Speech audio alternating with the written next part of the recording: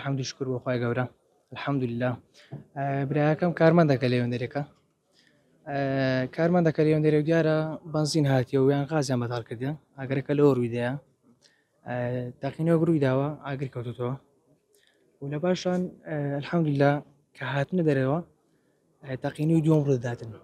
تەقینەوەی دووەم لەوەی یەکەم گەورەترە باشە الحەمدولله ئێستا ساغ و سەلامەتن ئازاریشان هەیە تەبعاً سوستانەوە ئازاریشی دەبێتن و سەتاچلی سوستاوە لاشەی بەڵێ بەڵێ سەتاسیلی سوستاوە لای سەرەتی و پشتێتی و ئەوانەی سوستاوە تۆزە قاچی سوستاوە ئێستا کە حالیان خەواندرانە خزمەتشی باشیان کرایە الحەمدولله سپاس بۆ ڕێزانش وەڵی ساخترەکە ئەویش